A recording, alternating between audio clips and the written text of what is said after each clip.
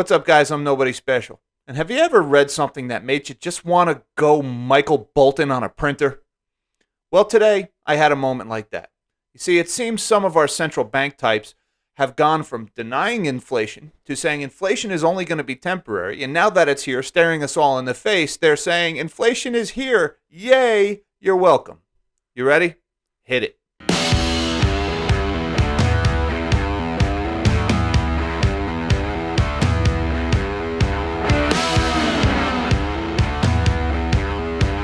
Thank you for joining me. I'm Jack Campbell, and I'm Nobody Special. And this morning, after initially digesting the inflation numbers, we got the highest CPI read since 1991 today at 5.4% year over year.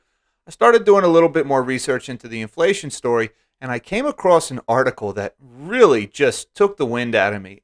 I just couldn't believe the arrogance and overall insulting to the intelligence of the general public mentality that was on display in this article.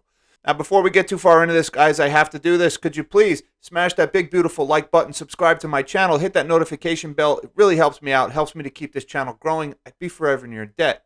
Now, with that said, let's shrink my big, fat melon of a head. And I initially came by this article in a tweet from Joe Brown over at Heresy Financial. And if you don't know who Joe Brown is, he is arguably the single best financial YouTube channel that is out there right now. And that's no offense to any of the other financial YouTubers that are out there, but I have just found Joe Brown's approach to finance and economics to be very refreshing. He explains things very well. I really highly recommend his channel. He just broke 100,000 subscribers recently, and he deserves every single one of them. Again, the channel is called Heresy Financial. I highly recommend it. I'll put a link in the description down below. Well, Joe Brown's tweet today was, first they tell you inflation is impossible. Then they tell you it's transitory. Now they're telling you to shut up and be thankful for it. And if you think about it, that is exactly the course that it's taken. You remember earlier this year, January, February, Jay Powell giving his speeches and saying inflation remains well below our 2% target. And while the CPI read wasn't showing 2% or more in inflation, obviously raw materials, energy costs, everything else was well over 2%. And then once we broke that 2% threshold, they started to tell us it's transitory. It's due to these one-offs in the supply chain. Never mind them admitting that the issues in the supply chain have been created by their inflation. All right? Keep that in mind. We don't have inflation because of the issues in the supply chain. We have the issues in the supply chain because of inflation. I've been saying that for months, and I just want to drive that home. The chip shortage, all right? No new cars, the bottleneck at the ports, the truck driver situation. All of this is the result of the inflation and all of the money being dumped into the system and throwing everything out of balance. Well, now it appears we've gone even beyond the transitory madness, and now they're saying inflation is here, and that's good. And here's the article. Analysis: Inflation revival is a victory, not a defeat for central banks. And I want to get into this article now. Now, I'm not familiar with the individual that wrote this article, and I'm not going to try to butcher the name, but apparently this person has been covering the inflation story for the better part of the year. But the article says, yes, inflation is back, and you should probably be relieved, if not outright happy. Yes, you little peasant, you should be outright happy that your wages have been devalued and that the purchasing power of your savings has been taken from you without your consent. You should be happy. You should be grateful to our central bank overlords who have done this to us. That is the verdict of the world's top central banks, who hope they have hit the sweet spot where healthy economies see prices gently rising, but not spiraling out of control. That's right. If you had to move out of your house because you can no longer afford it, because your rent has gone up so much this year, be thankful to the central bankers that this has happened to you gently. Right? If you're making a choice between putting gas in your car or buying food this week, remember, it's been done to you gently. Congratulations. You're welcome. Backed by vast government spending, central bankers unleashed unprecedented monetary firepower in recent years to get this result.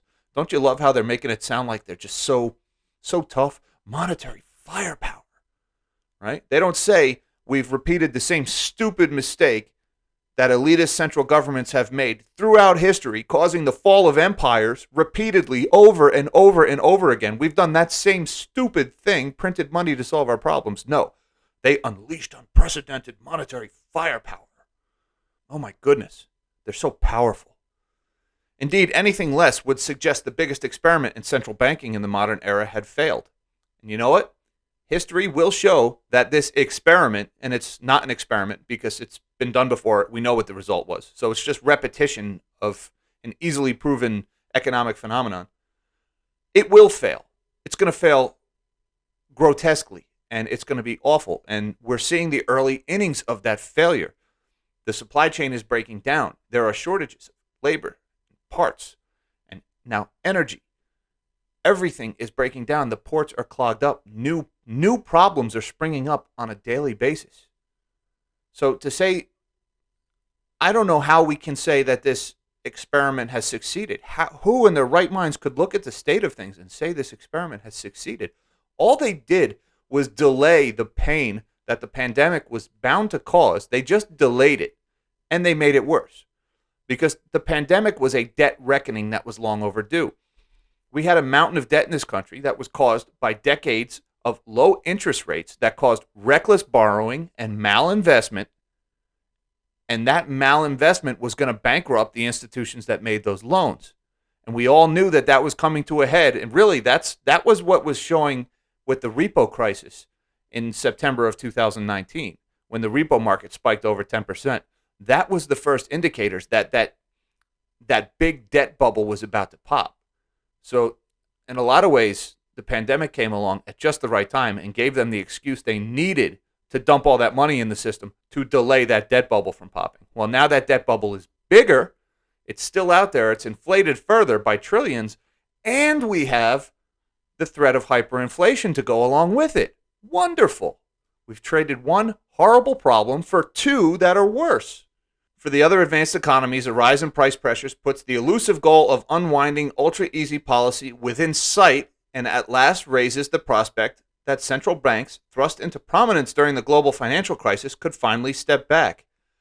What he's saying in this paragraph, for the advanced economies, he's saying this inflation is good because it finally enables the central bankers to tighten. They could have tightened at any time for the last 10 years. Matter of fact, they did tighten. If you remember, they tightened in 2015, the first rate hike, and the market threw a fit.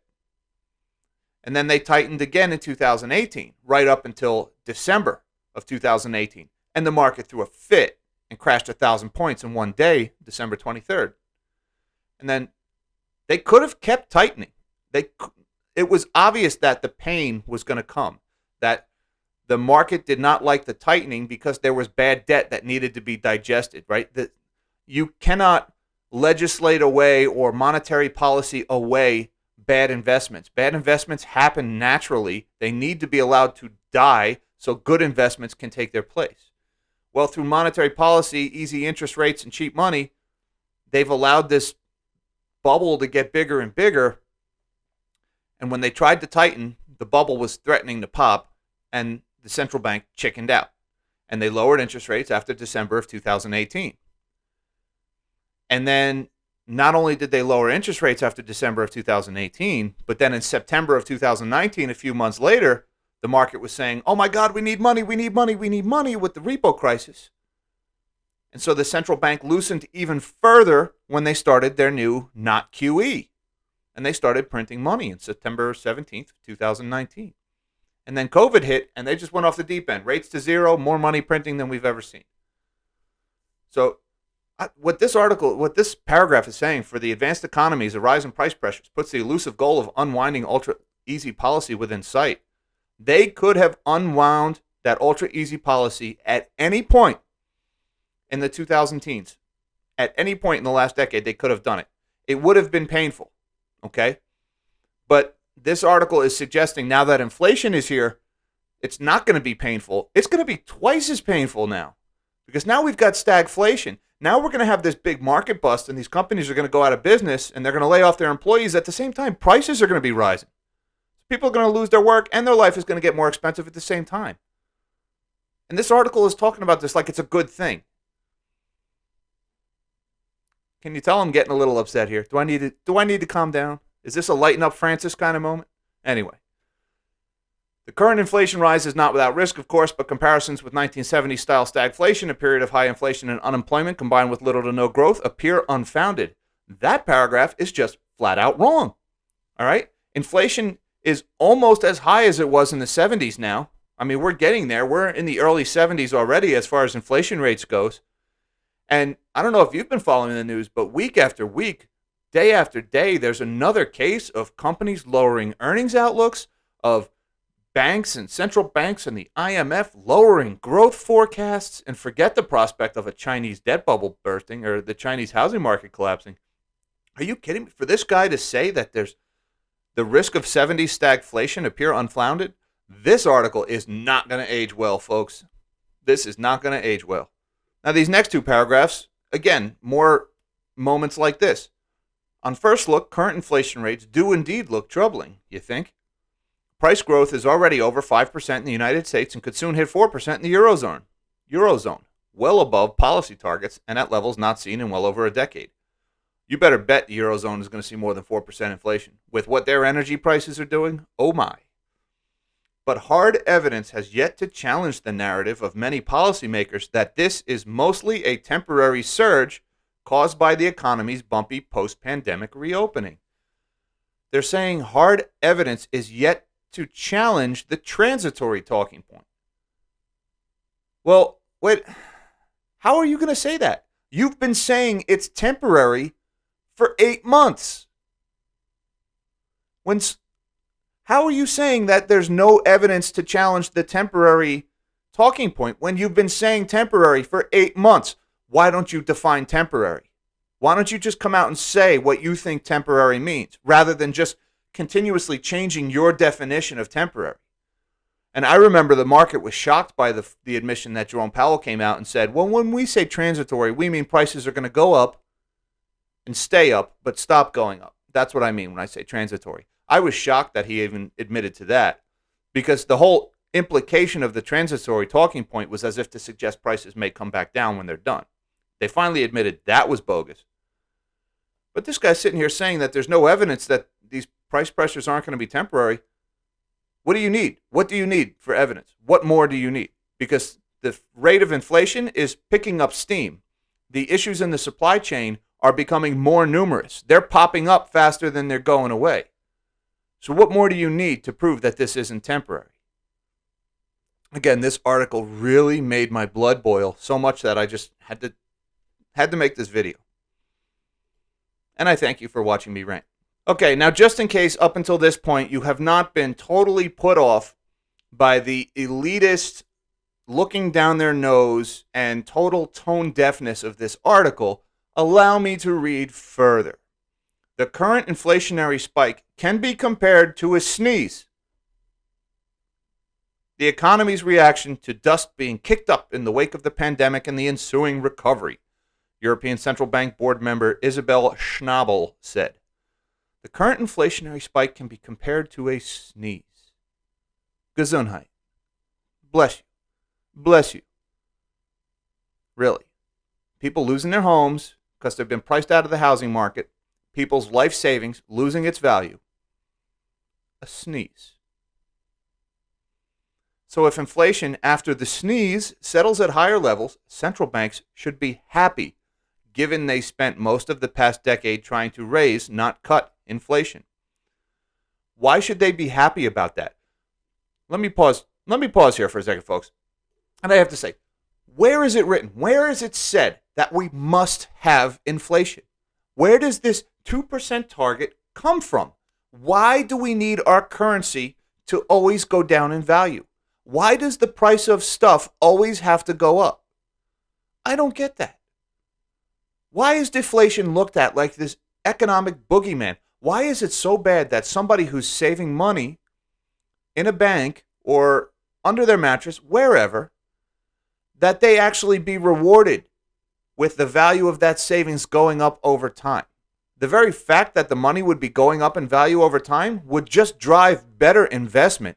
See, right now what we have with money perpetually losing value is we've created an incentive to make stupid investments. Hurry up and spend your money before it goes down in value. That is not good for the economy. That breeds stupidity. That breeds bad investment and waste. And that is bad any way you look at it. All right? If you're one of those ESG folks and you're worried about carbon emissions or deforestation or this or that, then you should be screaming about this. Because nothing is worse for the environment than inflation. Inflation causes waste, waste of energy, waste of capital, human, resource, whatever. Where does it said? Where did it come from that we must have inflation? We need to break this thinking, okay? This idea that prices just must always go up. We need to break that idea, all right? Because we didn't have inflation for the first 150 years of the existence of the United States. As a matter of fact, we had deflation all through the 1800s.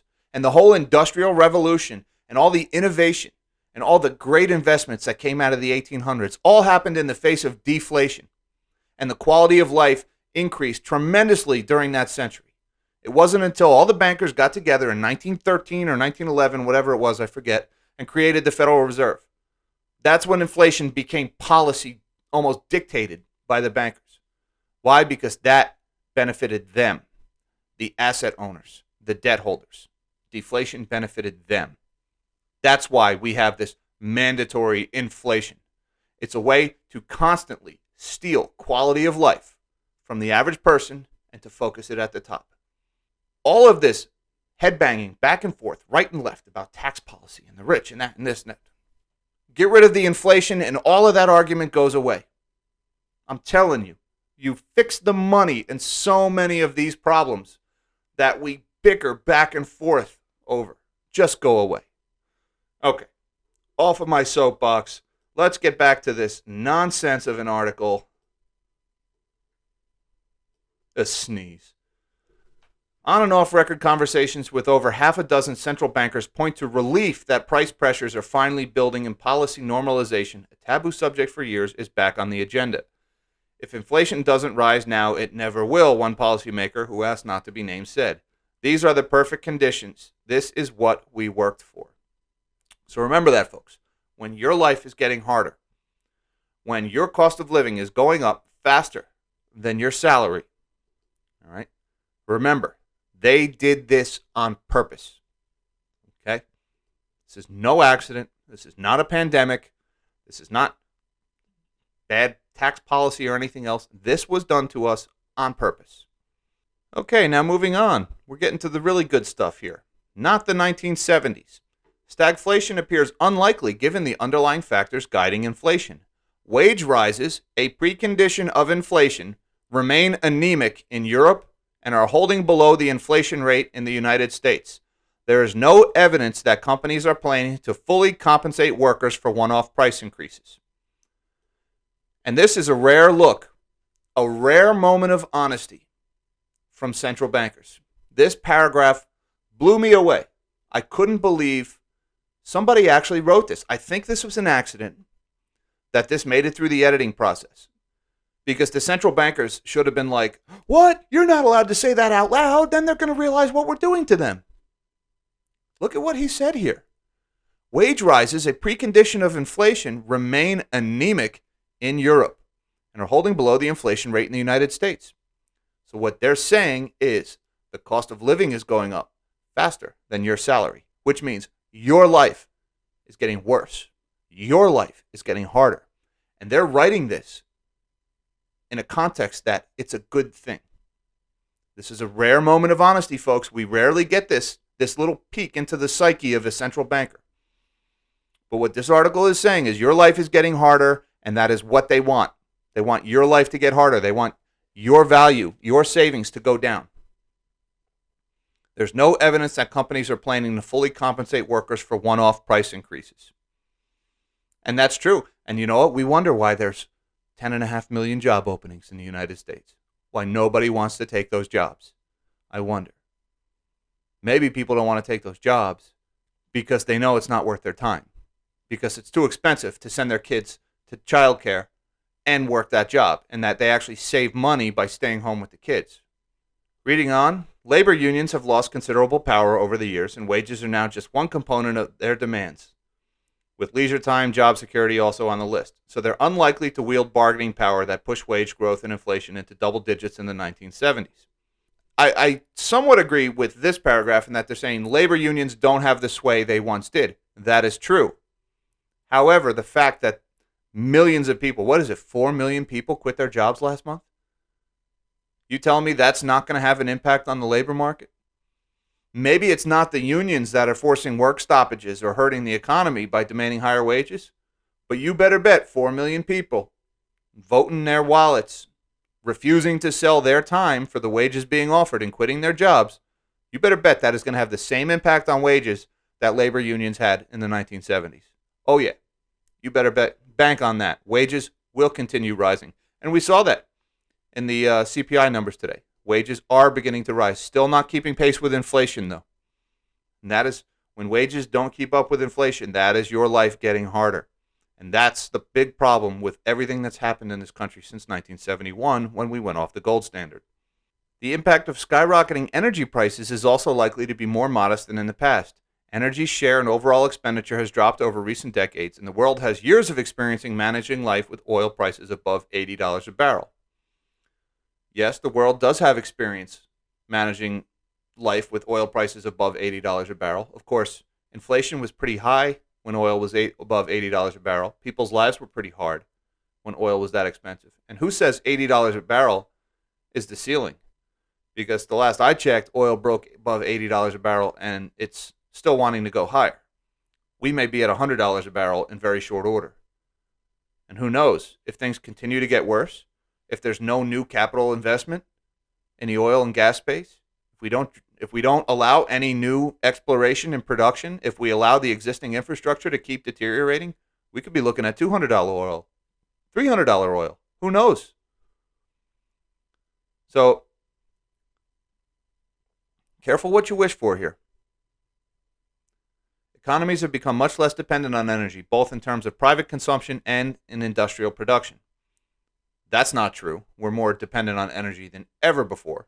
Maybe we use energy more efficiently now, but we use more energy than ever before. Any increase in energy prices, as unwelcome as it is for producers, consumers, and central bankers, does not have the same economic impact as it did in the 1970s. I do not agree with that. I think it could be just as bad. Indeed, U.S. economic output for each unit of energy has more than doubled since 1975. Yes, economic output has gone up per unit of energy. Now, that also means that if there is an energy shortage and we have to start curtailing economic output because of a shortage of energy, that means we lose twice as much GDP per unit of energy as we did in the 1970s. So this argument he's making that because we're more efficient now, it's not going to be as big of a problem? No, that door swings both ways. That means if we have an energy shortage, the impact is going to be twice as bad, not less bad. The next worry is debt. The headache starts when temporary inflation sticks around too long and companies start to adjust both wages and prices, entrenching a temporary shock in underlying prices. Well, didn't they just say that wasn't going to happen? But I digress. Indicators do not suggest that long-run inflation expectations are dangerously untethered, Atlanta Fed President Raphael Bostic said. But the episodic pressures could grind on long enough to unanchor expectations. Episodic pressures. Again, they're as if to suggest these are temporary things. New problems in the supply chain are popping up faster than they're going away, folks. I don't know how temporary, how episodic this really is. I don't know that. Unfortunately, there's no magic formula to determine how long is too long. In fact, the real worry going forward may be something else. Debt. You think? Governments borrowed huge sums to spend their way out of the pandemic, and easy central bank policy is keeping this debt manageable. Yet even as debt levels rise, the cost of servicing them has eased given ultra-low rates. That means governments are more dependent than ever on central banks keeping rates near rock bottom. So what the author is doing now is completely contradicting the entire first half of the article. Because the first half of the article is all about saying, inflation is here. Good, great, wonderful. Now we can crank up interest rates to fight inflation. And now they're saying, but the debt is so big we can't fight inflation. Yes, exactly. So what the author is doing here is completely contradicting the whole first half of the article and still maintaining the premise that inflation is somehow good. No, it's not. Central banks may be forced to pick between living with higher inflation or higher borrowing costs that thwart growth. Or we could end up with stagflation and we get both of those things, higher inflation and higher borrowing costs that thwart growth. And that's what we've been warning about. At the moment, we're the finance minister's best friends, but that's not going to last forever, Slovak central banker Peter Kazimir said. The premise that the inflation is here and we should be grateful for that. Folks, do not believe that, okay? That is ludicrous. This article just said in plain English that your cost of living is going up faster than your wages and you should be grateful. And then it went on to say they're about to crash the economy by raising interest rates and that's a good thing. So they're stealing your wealth.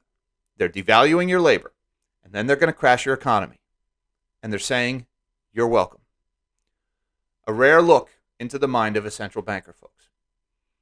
And again, I just want to reiterate, it is written nowhere in stone, it's not in the Bible, it's not in the Quran, it's not anywhere else that says we must have inflation. It is written nowhere other than the musings of central bank elitists that prices must go up endlessly forever. They don't have to. As a matter of fact, prices want to go down endlessly forever. It's one of the things that Kathy Wood says repeatedly that I actually agree with. Technology is deflationary. Technology does make prices want to go down. We should let them.